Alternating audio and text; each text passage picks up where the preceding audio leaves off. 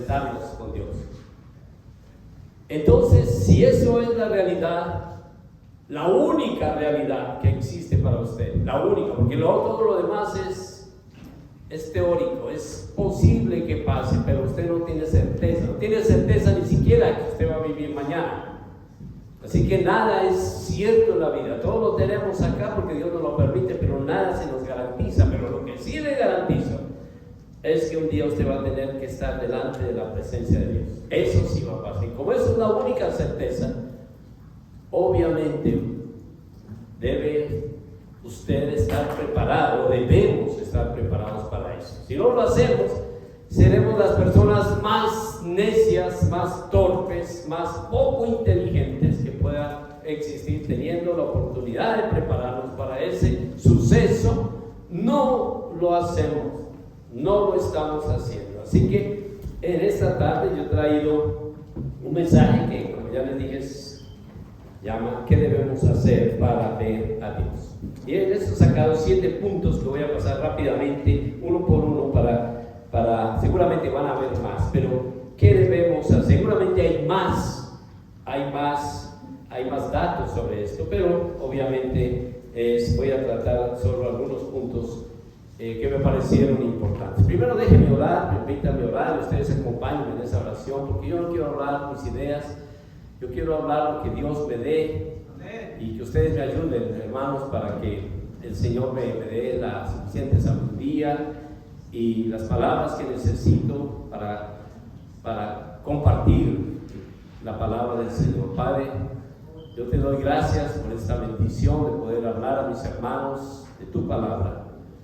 Y yo sé, Padre, la gran responsabilidad que existe, Padre mío, para predicar tu palabra. Es una gran responsabilidad y por eso yo quiero, primero, Padre, ser digno de estar aquí enfrente, en este lugar, compartiendo con mis hermanos. Gracias, que yo sé que tú estás conmigo y por eso te pido humildemente que tu Espíritu Santo venga y me dé palabra tuya, Señor, me unja este sencillo mensaje que yo he traído para mis hermanos y que este mensaje sea de bendición para ellos, que nos haga, Señor, cada vez mejores, que podamos tomar acción, Padre mío, ahora que tenemos tiempo y podamos, Señor, corregir cosas que debemos corregir en nuestra vida y prepararnos para ese momento maravilloso, el día que tú, oh Dios, nos llame delante de tu presencia. Gracias te doy, Padre mío, en el nombre de Cristo Jesús te doy gracias. Amén. No sé por qué razón, pero es muy común que cuando estamos en un funeral, no sé, de cualquier persona que usted haya visto en algún funeral, ¿cuándo ha visto usted que hable mal de esa persona en el funeral? Siempre es una persona muy buena, murió alguien muy bueno, alguien que debe estar rumbo al cielo, que debe estar ya delante de la presencia de Dios y que debe estar muy bien y que Dios seguramente lo tiene allá preparado muchas cosas. No sé si nunca es que he estado en un funeral donde diga esta persona se va a condenar, se va a ir al infierno y va a estar allá por siempre. De hecho, la Biblia habla de un caso muy particular de un hombre que murió y tenía mucha riqueza y murió, y cuando lo enterraron seguramente hicieron el entierro más bonito y fueron los grandes amigos allá y seguramente la ceremonia tan linda dijeron: este fue un gran hombre que hizo cosas buenas y allá ahora está en la gloria eterna. Porque por alguna razón tenemos esa tendencia de creer que todas las personas que mueren se van a la eternidad y se salvan. Pero qué lejos está la palabra de Dios de eso. Porque precisamente el hecho de que Dios nos dé una vida aquí en la tierra y unos años para vivir es para prepararnos para ese momento especial donde vamos a ver a Dios. Y en este mensaje entonces habla de quién es la persona que va a ver a Dios. Y el primer punto que traigo se encuentra en el libro capítulo 6, versículo 5 en adelante del libro de Génesis, cuando habla la palabra de Dios allí acerca de que Dios, un Dios santo, no puede admitir maldad. Entonces la persona que quiera ver a Dios no puede tener maldad en su corazón. Porque si tiene maldad no va a tener la oportunidad de ver a Dios. Un Dios santo no puede salvar a todo el mundo. Es muy selecto el grupo que se va a salvar. No todo el mundo se va a salvar. Y eso es algo que a nosotros se nos ha dicho, que todas las personas se van a salvar. De hecho, hay iglesias que dicen que no hay ningún problema, todo el mundo se va a salvar. Y que inclusive, por alguna razón, se inventaron algunos puntos. Por ejemplo, en la iglesia católica yo aprendí de que había un lugar intermedio, que estaba el cielo, estaba el infierno, pero en la mitad estaba el purgatorio. Entonces, que todas las personas que morían iban al purgatorio y luego de ahí iban al cielo. Así que no había problema, porque ahí era el lugar donde usted iba a estar un montón de tiempo purgando su pecado. Y luego de estar ahí purgando su pecado, iba a ir al cielo después de ciertas ofrendas que hacían aquí sus deudos, para que usted pudiera llegar más rápido allá. Eso fue lo que me enseñaron a mí. Yo creo que fue lo que usted aprendió también. Y muchos de los que me están escuchando tal vez creen todavía eso, pero permítame decirle que yo he leído la Biblia muchas veces y en ninguna parte de la Biblia habla que hay un purgatorio. Entonces, si ese lugar no existe, ¿a dónde van las personas que mueren sin haber arreglado las cosas con Dios antes de morir? Si solamente queda así, si está el cielo, el purgatorio y el infierno, pero quitamos el purgatorio porque no existe, quedan solo dos opciones. Y de esas dos opciones está el cielo o el infierno. En uno de esos lugares va a ir. Créame que eso va a pasar.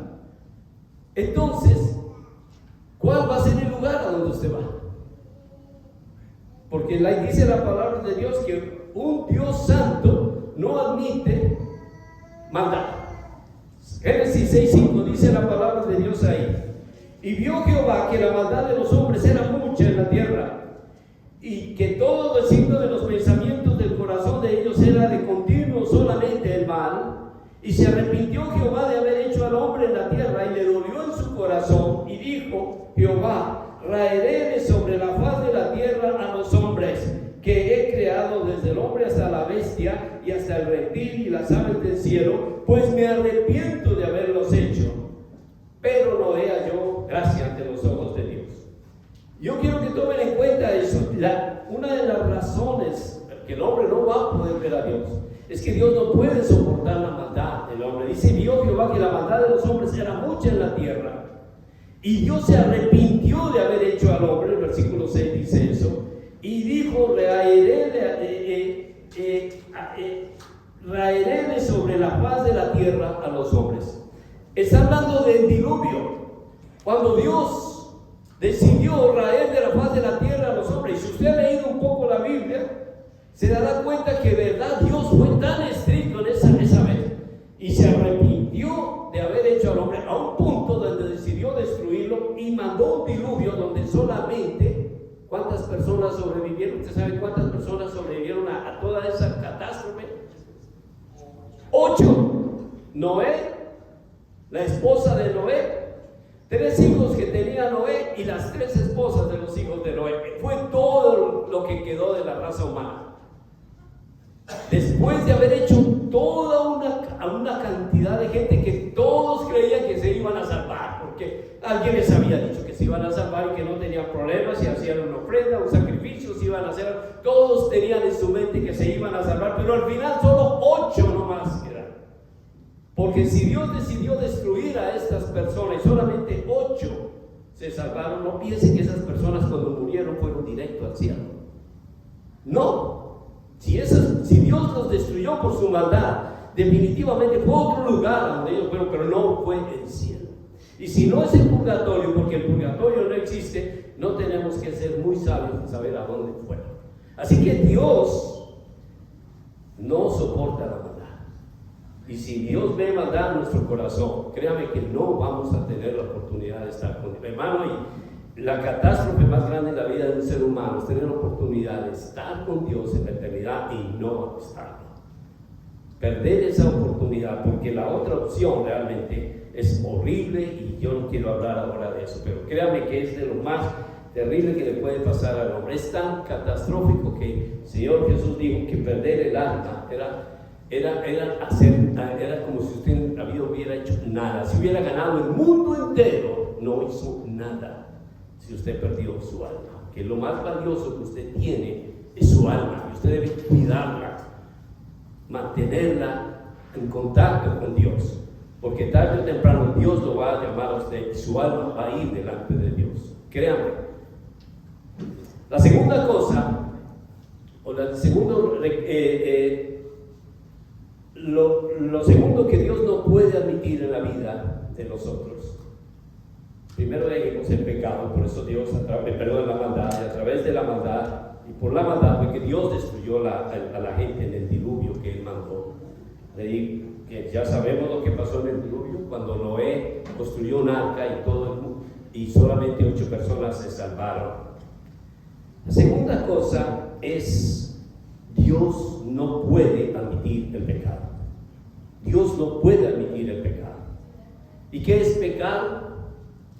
Pecado es toda transgresión voluntaria que hacemos en contra de Dios. Eso es pecado. Santiago dice, si tú sabes hacer lo bueno, no lo haces. Eso es pecado. Pecado es todo lo que va en contra, que hacemos en contra de Dios.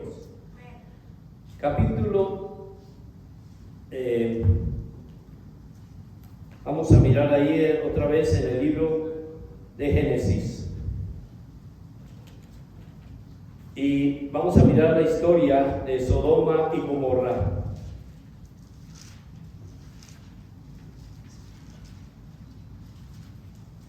Miren en el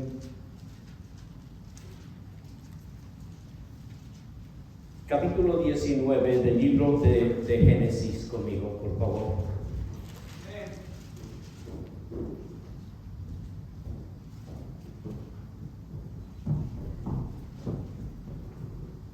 Dice la palabra de Dios en el capítulo 19 del libro de Génesis. Llegaron pues los 2 ángeles a Sodoma a la caída de la tarde, y Lot estaba sentado a la puerta de Sodoma, y viéndolos Lot se levantó a recibirlos y se inclinó hacia el suelo. Y dijo: ahora, mis señores, os ruego que vengáis a casa de vuestros siervos y os hospedéis y lavaréis vuestros pies, y por la mañana os levantaréis y seguiréis vuestro camino. Y ellos respondieron: no, que en la calle nos quedaremos esta noche. Mas él porfió con ellos mucho, y fueron con él y entraron en su casa, y les hizo un banquete y coció panes sin levadura y comieron. Pero antes que se acostasen, rodearon la casa los hombres de la ciudad, los varones de Sodoma, todo el pueblo junto, desde el más joven hasta el más viejo.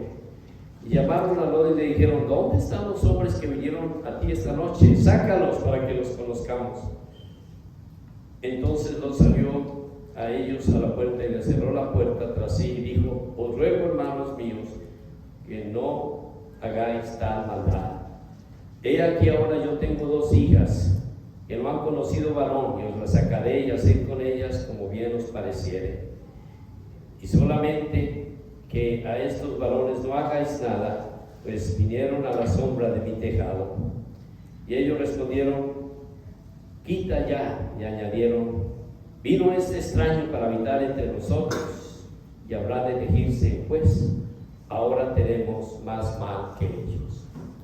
Y podemos dejar esta historia ahí un poquito para entender lo que realmente Dios quería hacer con esta ciudad. Dice la palabra de Dios, un poquito más atrasito, en el capítulo 18, versículo 20 del mismo libro de Génesis, dice: entonces Jehová le dijo: por cuanto el clamor contra Sodoma y Gomorra se aumenta más y más, y el pecado de ellos se ha agravado en extremo, descenderé ahora y veré si han consumado su obra según el clamor que ha venido hasta mí, y si no, lo sabré. ¿Sabe? Una cosa que Dios no puede admitir en la vida del humano, que no puede admitir en la vida, un Dios santo no puede admitir pecado. Y cuando hablamos de un Dios santo, es precisamente como la santidad es uno de los atributos más grandes de Dios. Dios no puede vivir en medio de la maldad. Por eso Dios destruyó el hombre y solamente prevalecieron 8 personas. Por eso Dios miró el pecado de Sodoma y dijo, se aumenta más y más el pecado de ellos y se ha agravado al extremo, por eso voy a descender ahora y voy a consumar esa obra.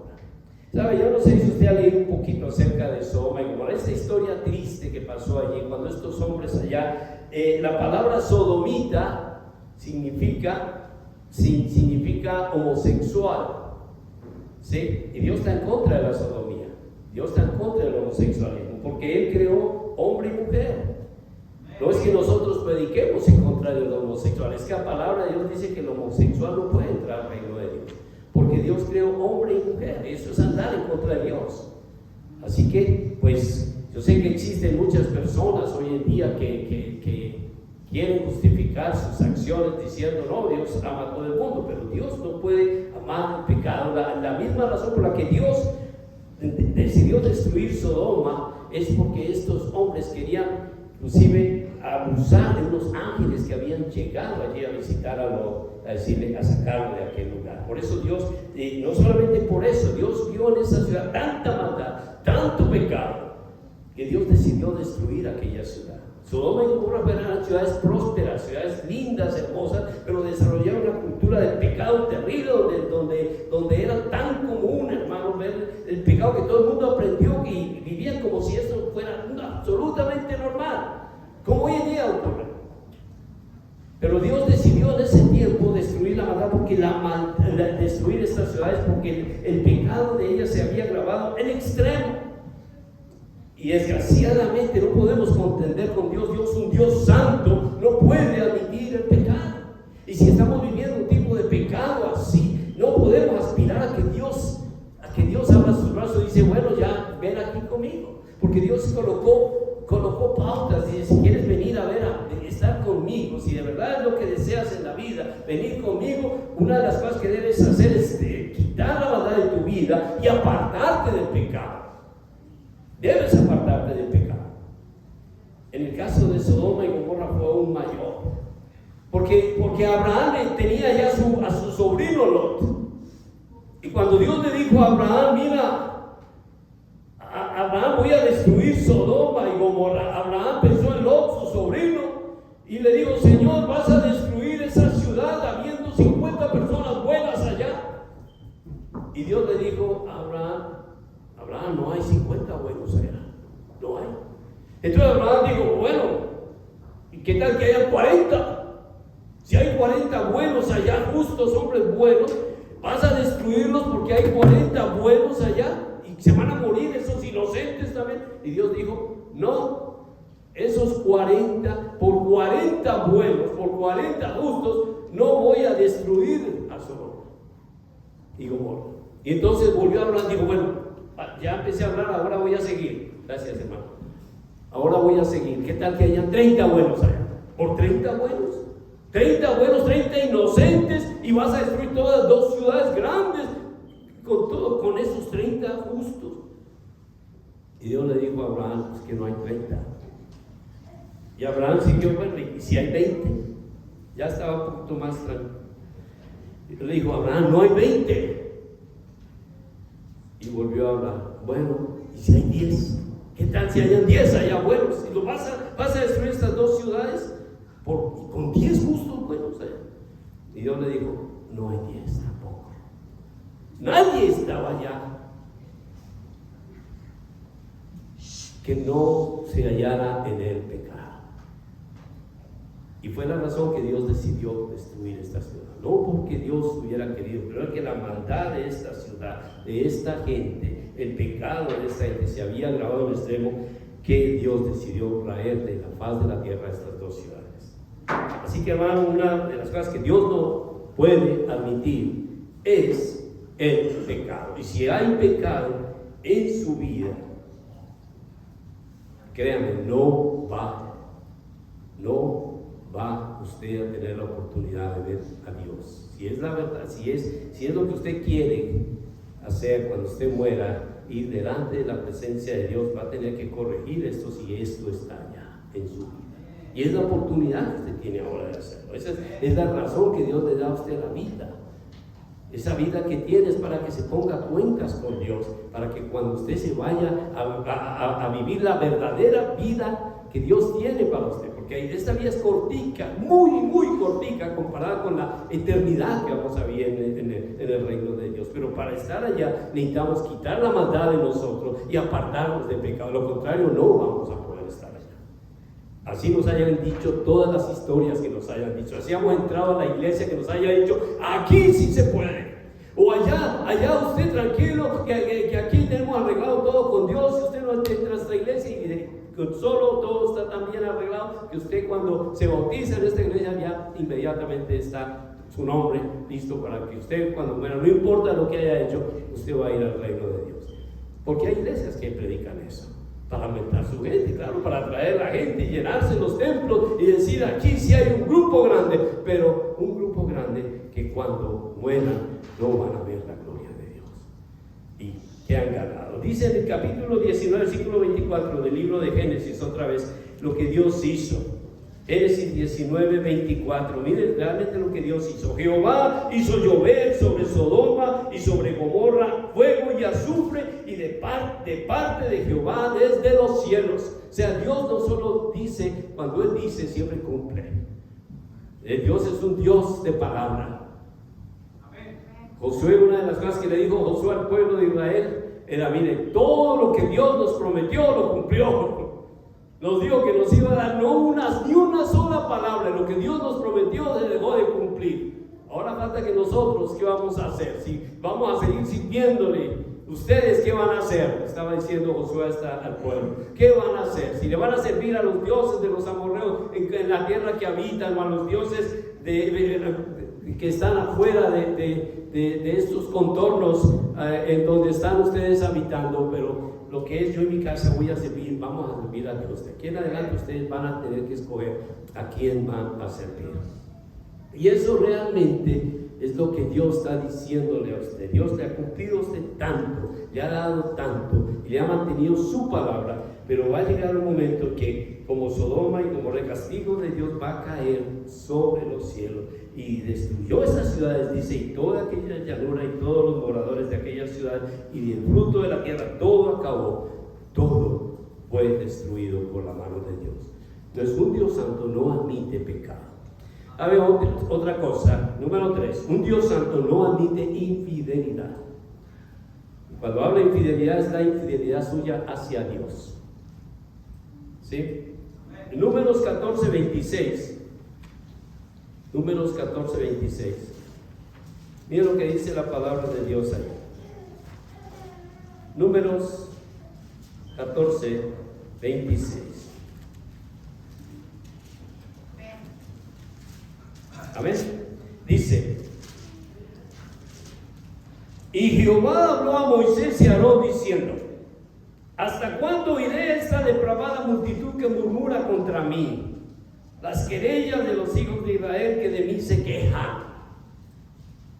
Diles, vivo yo, dice Jehová, que según habéis hablado a mis oídos, así haré yo con vosotros.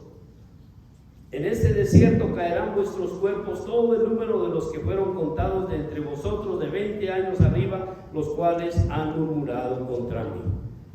Vosotros a la verdad no entraréis en la tierra por la cual alcé mi mano y juré que os haría habitar en ella, exceptuando a Caleb, hijo de Jefone, y a Josué, hijo de Nun. Pero vuestros niños, de los cuales dijiste que serían por presa, yo los introduciré y ellos conocerán la tierra que vosotros despreciasteis. Hasta ahí podemos dejar un momento. Un Dios santo no admite infidelidad. Y es el pueblo de Israel. Yo no sé si los que han venido los miércoles acá a los cultos han seguido la secuencia de la lección sobre la historia tan linda del pueblo de Israel desde que ellos estaban esclavos en Egipto.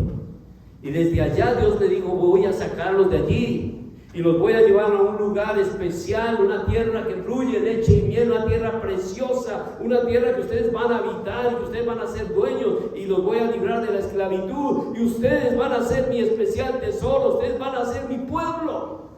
Dios estaba entusiasmadísimo cuando dijo: yo he hablado, yo les he prometido que ustedes van a entrar en esa tierra, de la cual dice Dios: yo alcé mi mano y juré que les daría que ustedes puedan habitar allá. O sea, Dios estaba tan entusiasmado que esta población hebrea que vivía allá en esclavitud en Egipto llamó su pueblo y decía: esto es mi pueblo que yo quiero sacar de la esclavitud. Y por medio de señales y milagros hizo 10 plagas terribles que azotaron al pueblo de Egipto, y mientras esas 10 plagas azotaban a Egipto, al pueblo de Israel no le pasaba nada. Por ejemplo, había oscuridad, una plaga fue oscuridad en el pueblo de Egipto, había oscuridad, y donde vivían los israelitas, la luz del día bien bonita, y los egipcios no podían creer eso. ¿Cómo así estamos oscuros aquí que nadie puede ver nada? Y allí donde los israelitas sí hay luz. Cosas como esas. Habían plagas que venían, estas llagas que le salió a la gente, y todos los judíos, estos egipcios llenos de llagas por todas partes, y los israelitas bien sanos. El ganado de los egipcios se murió, el ganado de los israelitas estaba completamente sano. Y esta gente no entendía cómo Dios los amaba tanto, que protegía a su pueblo tanto. Cuando estaban en el desierto, un mar se abrió y el pueblo de Israel pudo pasar en seco, y los egipcios pudieron ver cómo se ocurría eso. Y todo ese amor inmenso por un pueblo, el pueblo hebreo. La idea de Dios era que toda esta gente que estaba en Egipto, esclavos, todos fueran a vivir a la tierra prometida. Todos, que no quedara ninguno sin bendición. Y los milagros que hizo fue a favor de todos, no solo a favor de uno, pero a favor de todo eso. Y cuando estaban en el desierto, que no tenían comida, caía un maná como cereal bien nutritivo, y ellos podían comer, hacían tortas de maná, lo preparaban muchas formas, y tenían pan todos los días, caía del cielo esa comida. Tenían sed y iban a una roca, y Moisés le hablaba a la roca, y la roca daba agua. En Horeb ocurrió eso, y la roca salía agua, y ellos podían ver con sus ojos como de una roca salía agua. ¿Sabe qué pasó? Todo el tiempo este pueblo estaba murmurando contra Dios. Después de ver todos esos milagros, uno por uno, estaban murmurando en contra de Dios. Y Dios dijo: esta multitud depravada murmura contra mí. ¿Por qué hacen eso? ¿No han visto todo lo que yo he hecho por ellos? ¿Qué más quieren que haga? Y todo el tiempo yo estaba diciendo: preferible hubiéramos quedado en Egipto. Mejor, inclusive llegó el momento hasta organizaron equipos para volverse a Egipto. Nombraron gente para que los dirigiera y que los llevara de vuelta a la esclavitud en Egipto. ¿Saben qué decidió Dios? Pues yo no quiero más un pueblo infiel así. Yo le hice tanto, me esforcé tanto para que esta gente tuviera todo. ¿Qué más puedo hacer? Pues lo único que voy a hacer es que de este 1,000,000 y tantos de personas que saqué de Egipto, pues nadie va a entrar a la tierra que yo prometí. Nadie. Escogió solo 2, Josué y Caleb, 2 hombres y sus familias. Bueno, pero los que salieron de Egipto, solo Josué y Caleb. Imagínense, hermanos, de más de 1,5 millones de personas que vivían en Egipto, que Dios quería llevar a la tierra prometida, que todos creían que ya habían ganado, que ya Dios tenía la obligación de llevarlo a la tierra prometida, porque ya Dios los había escogido para eso y los había llevado, y que ya ellos simplemente tenían ganado ese derecho. De eso, poco a poco, uno por uno fueron saliendo, y solamente 2 personas, 2 de esos 1,000,000 y tantos de personas pudieron entrar a la tierra prometida. ¿Saben qué me hace ver eso a mí, hermano? Dios es un Dios que premia la fidelidad, pero Dios es un Dios estricto. Y si Dios hizo eso con un pueblo que desde el principio le eligió para que fuera su especial tesoro, no piensen que va a ser algo, con nosotros va a tener alguna preferencia si no caminamos bien con Él. Dios es estricto. Dios cumple lo que promete. Eso sí, le promete, le cumple, pero también espera que usted mantenga su palabra.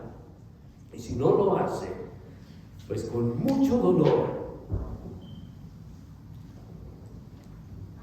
no va a poder entrar usted en la presencia de Dios, porque Dios no admite infidelidad. Yo no sé qué tan fiel es usted, qué tan fiel es usted con Dios, pero tómelo en serio. Unas cosas que debemos hacer en la vida, si usted hay algo que debe tomar en serio en la vida, es a Dios, porque a Dios nadie puede burlarse, nadie puede engañar a Dios, y si usted trata de engañar a Dios es un necio. Nadie puede burlarlo. Por eso Dios castiga la infidelidad. El pueblo de Israel, todos quedaron en el desierto muertos. 40 años duraron en el desierto dando vueltas. Y toda esta gente que salió de Egipto, todos con esa promesa que íbamos a la tierra prometida, nadie la disfrutó. Solo 2 personas. Los que disfrutaron o los que entraron fueron los hijos de ellos que nacieron en el desierto, pero el resto todos murieron. Y lo interesante es que todos creían que iban a entrar a la tierra prometida. Todos, no había ni uno que no dijera vamos a la tierra prometida, pero nadie estaba dispuesto a serle fiel a Dios, y por eso pasó. Así que eso es bueno pensar, ¿qué tan fiel es usted con Dios? Número 4, un Dios santo merece solo toda honra y toda gloria.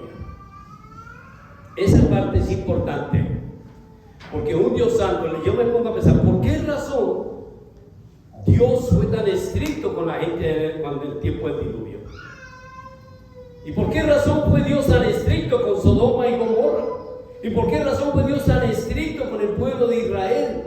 ¿Y saben por qué razón? El libro de Isaías capítulo 6 versículo 1 nos muestra a nosotros un poquito. Son muy poquitas las personas que saben o conocieron o pueden describir lo que es el reino de Dios o cómo es Dios. No hay mucha información de cómo es el cielo. Hay un poquito de información, pero no mucha. En el libro de Apocalipsis hay mucha información, pero hay que saberlo leer para poder entenderlo. Pero en el libro de Isaías capítulo 6 hay una visión de Isaías acá. Y dice, en el año, Isaías 6:1, en el año que murió el rey Usías, dice acá, vi yo al Señor. Isaías vio al Señor, vio a Dios sentado sobre un trono alto y sublime, y sus faldas llenaban el templo. Por encima de él había serafines, cada uno tenía 6 alas, con 2 cubrían sus rostros, con 2 cubrían sus pies y con 2 volaban. Y el uno al otro daba voces diciendo, Santo, Santo, Santo, Jehová de los ejércitos, toda la tierra está llena de su gloria. Y los quiciales de las puertas se estremecieron con la voz del que clamaba, y la casa se llenó de humo. Entonces miren cómo vio Isaías. Isaías fue un profeta, uno de los principales profetas del Antiguo Testamento, y él dice que él vio al Señor en visión. No sé, ese es un privilegio de pocos, ver a Dios. No hay muchos que hayan visto a Dios, pero Isaías lo vio, y lo vio, dice, sentado sobre un trono. ¿Quién se sienta sobre un trono? ¿Sabe usted? Un rey. El rey es el que está en el trono, y el rey, tal vez para nosotros no es muy común esta parte, porque hoy en día tenemos un tipo de gobierno distinto, pero en el tiempo de Isaías un rey era el que mandaba, el que daba las órdenes, el que decía hay que hacer esto y se hace, punto. Daba órdenes. Isaías, estamos viviendo en el tiempo de Isaías, no en el tiempo nuestro, porque hoy en día los reyes reinan pero no gobiernan. Pero en el tiempo de Isaías los reyes eran los que daban órdenes, los que gobernaban, los que dictaban sentencia. Y lo que el rey decía, se hacía.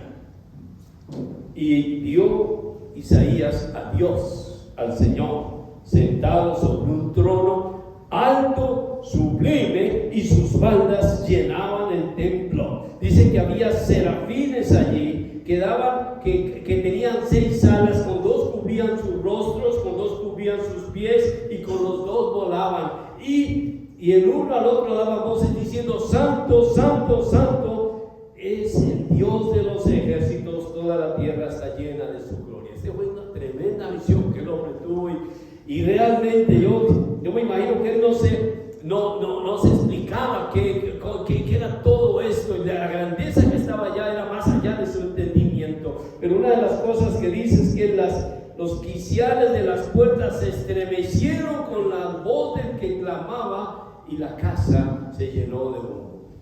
Pero lo que quiero ver es que Dios, sentado en el trono, va a ser su juez. Ese que está sentado en el trono va un día a dictar sentencia contra usted, a favor de usted o en contra de usted, de acuerdo a cómo sea la justicia de él. Y quiero decirle una cosa: una de las cosas que Dios sí le puede garantizar a usted es que Dios no se va a equivocar en el juicio contra suya.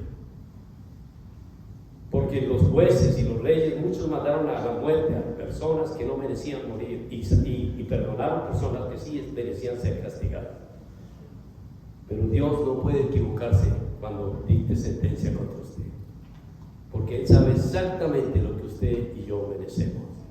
Pero Él ya nos puso las pautas. Y si Dios no perdonó al pueblo de Israel, que sacó con tanto amor de Egipto, y no perdonó a esta gente, y no perdonó a los de Sodoma y Gomorra, y no perdonó al pueblo con el tiempo de Noé, no piensen que Dios va a cambiar esa posición ahora con nosotros. Dios no cambia. Dios es el mismo ayer, hoy y por los siglos.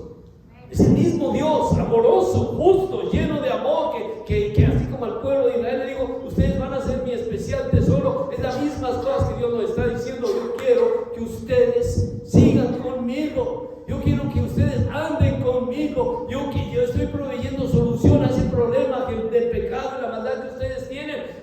Busquen a Jesús, aquel que derrotó el pecado en la cruz, aquel que mandé para solucionar ese problema. Y que ustedes ya no van a estar luchando contra el pecado, porque ahora ustedes pueden derrotar el pecado en el nombre de Cristo. Pero si ustedes no lo hacen, vamos a tener que ser juzgados en la misma forma como el pueblo de Israel fue juzgado, y no vamos a encontrar allí un Dios que diga: bueno, pues tú eres mi hijo, simplemente has vivido tu vida y ven conmigo acá y tranquilo, entra al reino de Dios.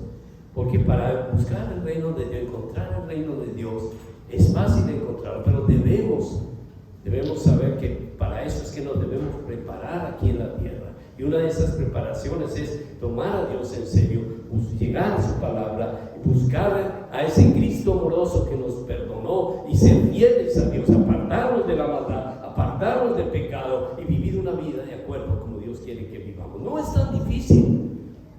Algunos piensan que es muy difícil esto, pero realmente las cosas con el Señor son fáciles. Son tan sencillas vivir, es tan fácil vivir con el Señor, que realmente lo que cantaba ahora nuestra hermana, a mí me hace ver lo hermoso que es Dios. Que cuando ella vivía apartada de Dios, en el mismo coro dice lo que ella estaba viviendo: una vida llena de ayes, de tristezas, de frustraciones diarias todos los días. ¿Quién quiere vivir una vida así? Pero una vida que mucha gente está viviendo. Una vida llena, una vida sin sentido. Una vida donde para poder estar contento hay que meterse en una cantina y emborracharse hasta quedarse tendido ahí, porque es la única forma de estar contento. Una vida donde después de despertarse de esa borrachera se da cuenta de la desgracia de vida que lleva, y otra vez vuelve al alcohol, a las drogas, al vicio, y eso es la vida que quiere. Dios a través de Cristo Jesús nos dio la oportunidad de tener una vida nueva, y por eso Cristo dijo: es una vida abundante.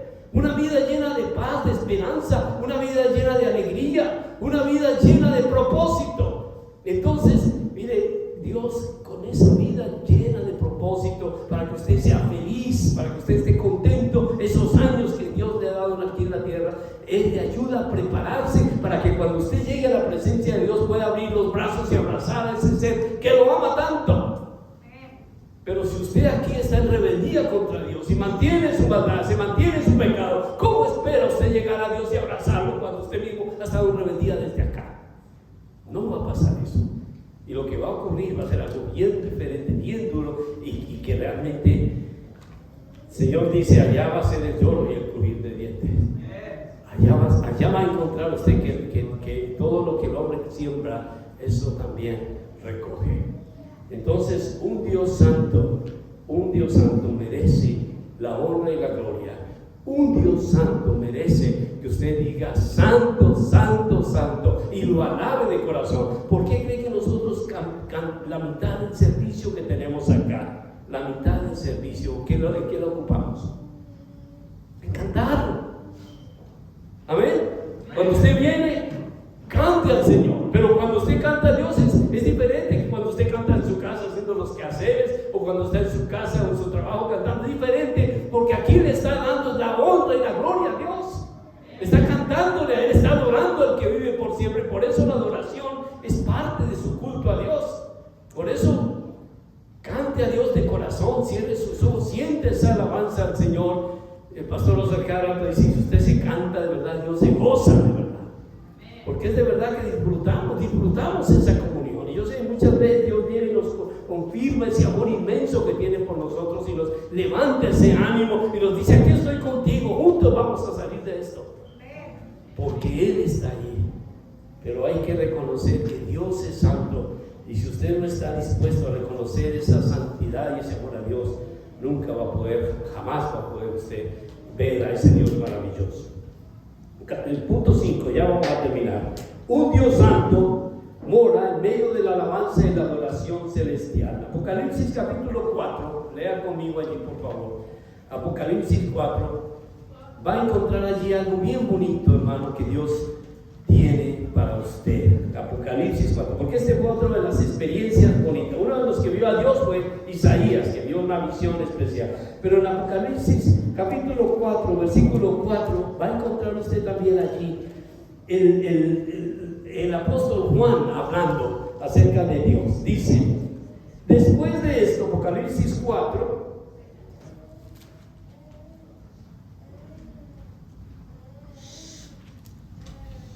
¿amén? ¿Ya lo tienen?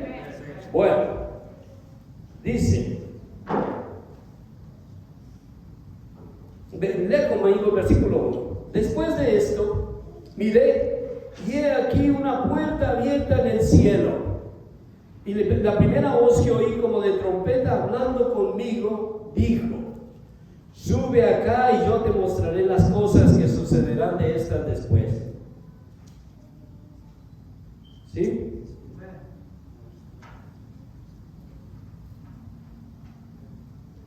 Y al instante, yo estaba en el Espíritu, y he aquí un trono establecido en el cielo, y en el trono uno sentado, y el aspecto del que estaba sentado era semejante a piedra de jaspe y de cornalina.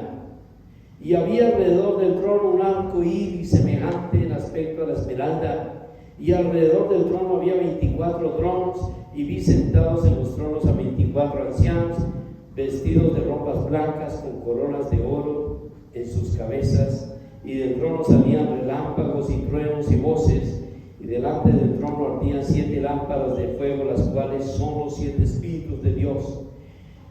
Y delante del trono había un mar de vidrio semejante al cristal. Junto al trono y alrededor del trono 4 seres vivientes llenos de ojos, y delante y atrás. Y el primer ser viviente era semejante a un león, el segundo era semejante a un becerro, el tercero tenía un rostro como de hombre, y el cuarto era semejante a un águila volando. Y los 4 seres vivientes tenían cada uno 6 alas, y alrededor y por dentro estaban llenos de ojos, y no cesaban día y noche de decir, santo, santo es el Señor Dios Todopoderoso, el que era, el que es y el que ha de venir. Y siempre que aquellos seres vivientes dan gloria y honra y acción de gracias al que está sentado en el trono, al que vive por los siglos de los siglos, los 24 ancianos se postran delante del que está sentado en el trono y adoran al que vive por los siglos de los siglos, y echan sus coronas delante del trono diciendo, Señor, eres digno de recibir la gloria y la honra y el poder, porque tú creaste todas las cosas y por tu voluntad existen y fueron creadas. ¿Sabe qué vio el apóstol Juan ahí en esta visión? dio una visión celestial, cómo se adora y se glorifica el nombre del Señor. Y es que Dios vive en medio de la alabanza y la adoración celestial. Por eso es tan importante que usted alabe y glorifique el nombre de Dios, que usted adore a Dios. Es parte de la vida suya. Si usted no lo hace, si usted no alaba a Dios en su vida, Dios le ha dado a usted un espíritu para adorar. Ese espíritu que usted tiene, usted no puede adorar al Señor y bendecir su nombre, y a través de la adoración usted va a recibir victoria en su vida personal. Estos ancianos y toda esta visión celestial que está allí, que Juan vio, nos confirma que Dios es el único digno de recibir toda honra, toda gloria y toda alabanza. Estos seres decían: Señor, digno eres de recibir la gloria y la honra y el poder, porque tú creaste todas las cosas y por tu voluntad existe y por tu voluntad fueron creadas. Por esa razón Dios merece honra y gloria en su vida. Primero, porque Él que lo creó usted no se hizo solo, usted es una criatura de Dios. Dios creó todas las cosas, y al crear Dios todas las cosas por la voluntad de Él existe. O sea, si no fuera por Dios, usted no tendría ni siquiera vida. Usted tiene trabajo porque Dios se lo dio. Usted tiene una familia porque Dios se la dio. Usted tiene hijos porque Dios se los dio. Usted tiene salud porque Dios se lo dio. Todo se lo debe a Dios. Ahora le pregunto, ¿no es justo que usted le devuelva algo a Dios? ¿Qué le puede devolver a Dios? Si Dios es dueño de todo lo que usted tiene, hasta de sus hijos, hasta de su vida, ¿qué le puede devolver usted a Dios? Pues la única cosa que Dios quiere de usted, su alabanza, su agradecimiento sincero, su sometimiento a Él, diciendo: Dios, gracias porque tú eres todo en la vida, porque sin ti no puedo hacer nada, porque sin ti no me podía ni mover. Y si usted lo hace, pues Dios va a estar agradecido, porque es lo que Dios espera de usted. Y entonces ese amor que usted espera de Dios, de verdad que usted espera de Dios, ese amor va a llegar a usted. Y usted va a tener la certeza absoluta de que usted está bien con Él, y que si tuviera que morir ahora, va directamente al reino de Dios. Y no tendría usted duda: ¿será que sí? ¿Será que no? O usted mismo ahí en su corazón, usted sabe que si usted muere ahora mismo, usted va a ser el lugar donde usted vive. Amén. Usted sabe, porque usted sabe lo que hizo, usted sabe lo que ha hecho, usted sabe las cosas más secretas que usted tenga, que de pronto nadie sabe. Dios sí las sabe, y a Él no le va a poder esconder a usted nada. Entonces usted sabe, pero no es el deseo de Dios de que usted se condene, como no era el deseo de Dios que toda esa gente que salió de Egipto se quedara sin la bendición y fueran. Ahora, ¿cuánta de esta gente de Egipto que salieron de Egipto? Todos querían Dios salvarlos, pero no, ninguno se salvó, solo 2 personas. El resto se condenó porque fueron rebeldes contra Dios. Punto 6. Y ya estamos terminando, como dice hermano Sebastián, ya estamos terminando. Un Dios santo es justo y misericordioso. Y esta historia es bien bonita, y voy a tomar solo unos minuticos más. Un Dios santo es justo y misericordioso. Lea conmigo Jonás 3:1. Jonás 3:1. Un Dios santo es justo y misericordioso.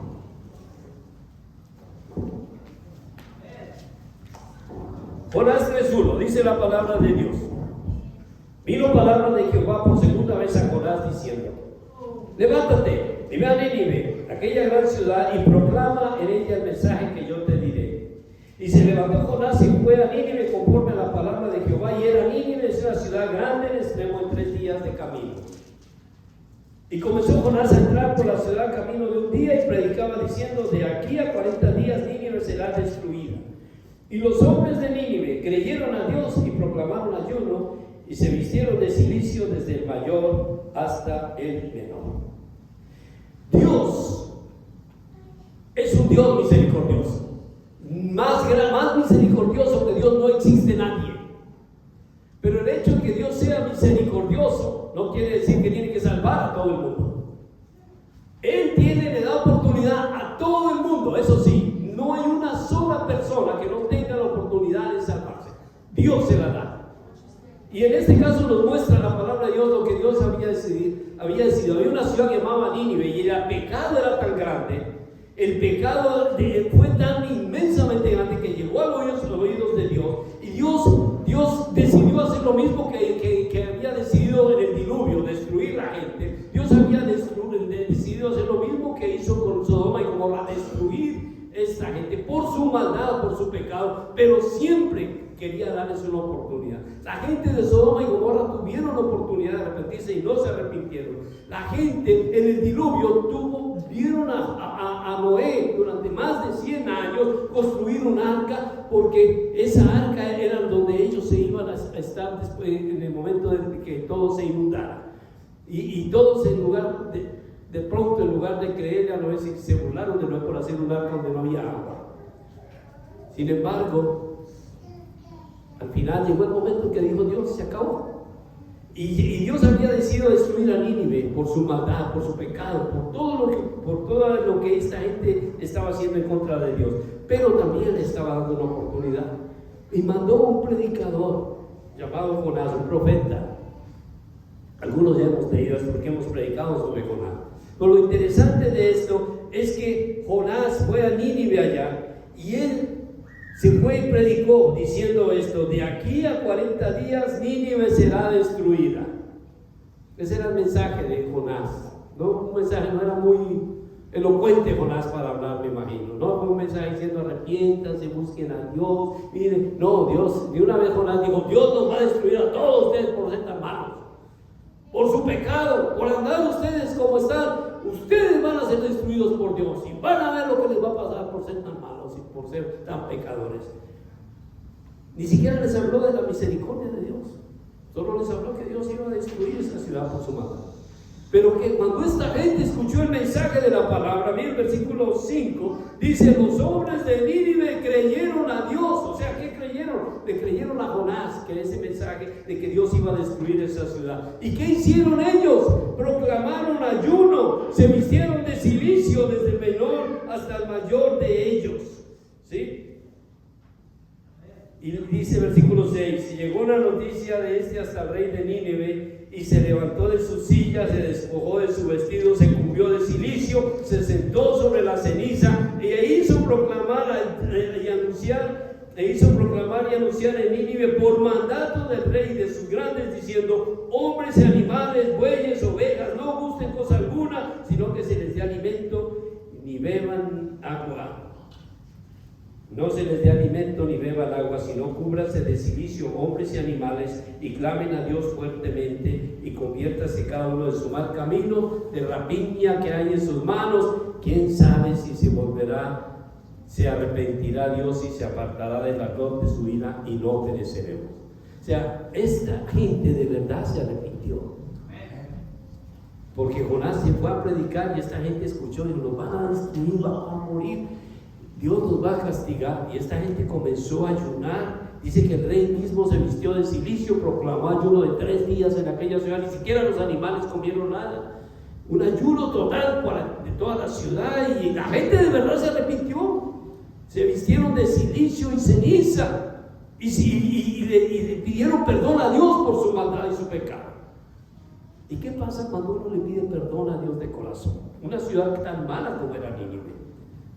Esta gente de verdad se arrepintió porque reconocieron que eran malos. ¿Qué pasa cuando uno se arrepiente? Miren lo que pasa, versículo 10. Vio Dios lo que hicieron, que se convirtieron de su mal camino, y se arrepintió del mal que había dicho que lo haría, y no lo hizo. O sea, Dios los perdonó, porque Dios, más que ninguna otra cosa, es un Dios de misericordia.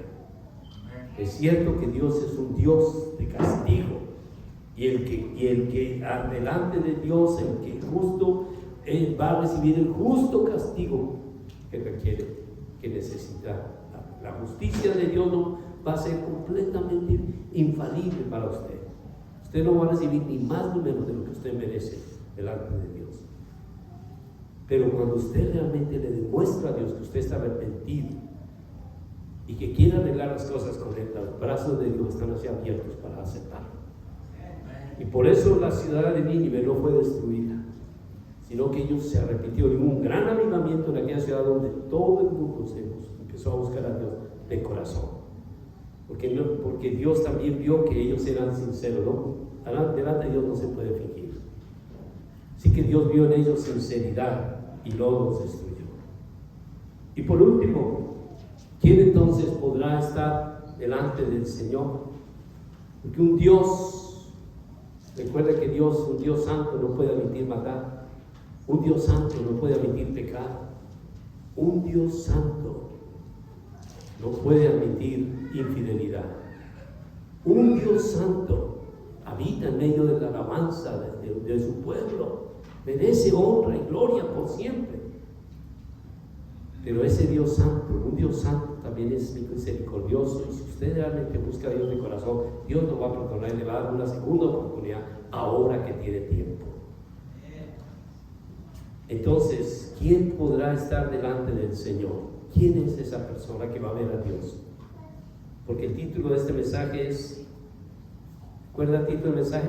¿Qué debemos hacer para ver a Dios? ¿Sabe? ¿Quién entonces podrá ver a Dios?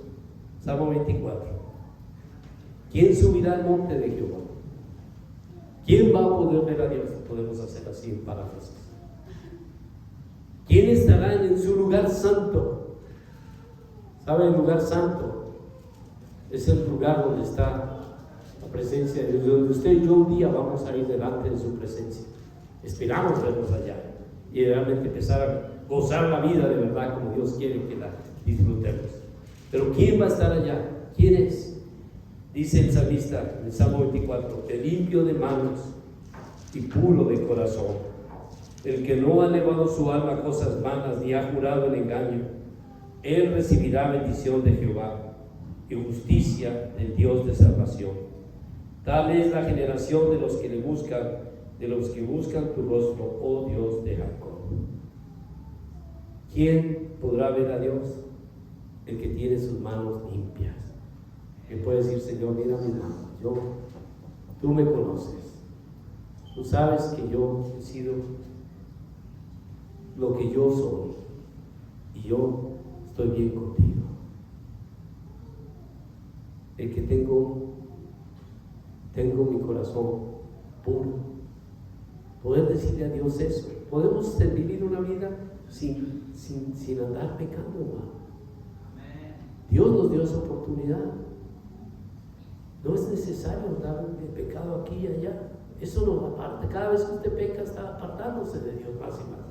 Pecado no lo acerca a Dios, lo aleja de Dios. Entonces, pídale a Dios que le dé la oportunidad de apartarse del pecado, mantenerse usted con sus manos limpias delante del Señor. La única forma es estar delante de la presencia de Dios siempre. Dios proveyó a través de su palabra, Dios nos da la oportunidad de vivir una vida llena y plena de bendición. El Espíritu Santo nos acompaña todo el tiempo. Nosotros creemos en el Padre, en el Hijo, el Espíritu Santo, y el Espíritu Santo es el que mora en cada uno de los creyentes, el que nos dice a nosotros, el que nos convence del pecado, el que nos guía todos los días a toda verdad, el que nos da la oportunidad de mantenernos con el Señor en comunión cada día y decir: Señor, gracias porque me puedo presentar delante de ti, alabarte. A veces yo veo hermanos que cantamos y alabamos a Dios, levantamos las manos. Eso es bonito, alabar al Señor levantando las manos, pero el Señor quiere que esas manos con las que las alabemos sean manos puras, porque dice la palabra de Dios: el puro de manos, el que quiere entrar en un lugar limpio de manos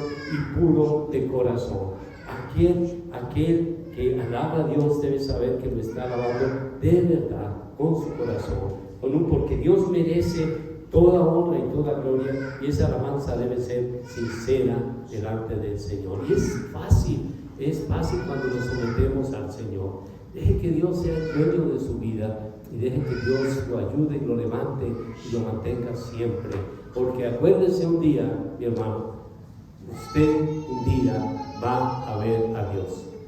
Un día, no sé cuándo. Yo recuerdo hace poco que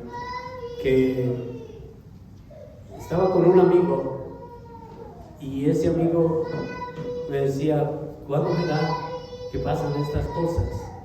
¿Será que usted se va primero que yo? Yo creo que todavía se demora un poco eso de yo irnos con el Señor. Pero si el Señor me llama, yo estoy listo. Interesantemente, mi amigo ya no está. Ya el Señor se lo llevó. Él no sabía que Dios en unos pocos días el Señor lo llevó. Y él pensaba que iba a durar mucho. O sea, yo le pido a Dios que me dé una larga vida, que me mantenga todavía muchos días más. Pero ya no tenía el Señor listo para llevarse. No necesitamos estar enfermos para irnos con el Señor. No necesitamos tampoco estar viejos para irnos con el Señor, o jóvenes también. Cualquiera de nosotros mañana puede estar frente al Señor. ¿Qué va a pasar? ¿Va a ver usted al Señor? ¿O va a desperdiciar la oportunidad que Dios le está dando de una verdadera vida feliz en el reino de los cielos? Vamos a inclinar nuestros rostros, vamos a orar al Señor. Padre, te damos gracias. Tu palabra, esa palabra tuya maravillosa que nos da, Señor. Nos has dado tanto, Padre mío, nos has bendecido tanto. Gracias, Padre, porque ese amor inmenso que nos tienes tú, Señor, ese amor inmenso que nos tienes a través de Jesús, lo demostraste cuando lo enviaste aquí a morir por nosotros, Señor.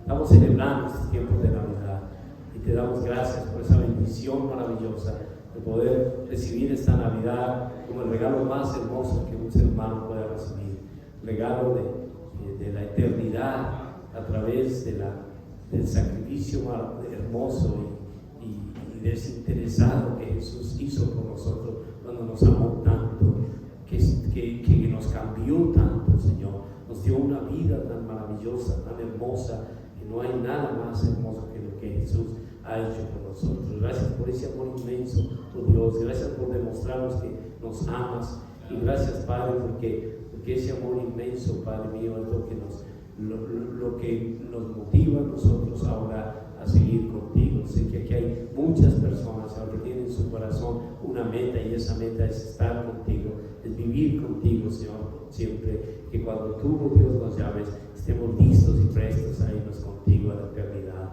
Gracias, Padre, porque esa es nuestra ganancia, ese es nuestro anhelo, Padre mío. Esa es la bendición más maravillosa que un ser humano pueda disfrutar, saber que está bien con su Dios y que ese Dios maravilloso nos va a salvar, nos va a dar una vida eterna. Pero, Padre, ayúdanos, Señor, a merecerlo, porque sabemos que tú eres un Dios justo, y sabemos, Padre, que esa justicia tuya y esa santidad tuya, Señor, no puede admitir pecado ni maldad. Solamente los que realmente están dispuestos a buscar de ti, Señor, con un corazón sincero y contrito y humillado delante de ti, un día van a estar en la eternidad contigo. Gracias, Padre, porque tú nos elegiste a nosotros, tú moriste por nosotros, nos diste una vida eterna. Ahora ayúdanos a mantener esa salvación como el tesoro más precioso que tenemos, y ayúdanos a cuidar, Señor, todos los días en oración, en ayuno, como hizo el pueblo de Nínive, arrodillarse delante de ti, reconocer que solo tú eres grande y maravilloso, vestirnos de silicio en nuestro corazón y reconocer que hemos pecado contra ti, y reconocer, Padre, que esa maldad nuestra nos estaba llevando a la destrucción. Pero ahora buscando a ti, buscando ese Dios maravilloso, en el que nosotros en arrepentimiento y en fe llegamos a ti, para que tú, Dios, nos des la oportunidad de seguir adelante y no apartarnos nunca de ti. Ayúdanos a priorizar, Señor, nuestra vida, a mantener, Señor, esa comunión contigo, Señor, que cuando salgamos de aquí seamos las mismas personas que antes que tú quieres que seamos los mismos cristianos que estamos aquí, Señor, que pongas en nosotros palabras que bendigan tu nombre y sigamos exaltando tu nombre por toda nuestra vida, que cada acción que hagamos, Señor, sea para glorificarte a ti, que cada cosa que hagamos, que digamos, que actuemos, Señor, sea siempre reconociendo, sea siempre, Padre, diciendo: hay un Dios maravilloso que me ama, que me bendice, que quiere lo mejor para mi vida. Gracias, Padre, por lo que has hecho en mi vida, y gracias por lo que has hecho en la vida de cada persona aquí, Señor. En Cristo Jesús, gracias. Amén. Amén.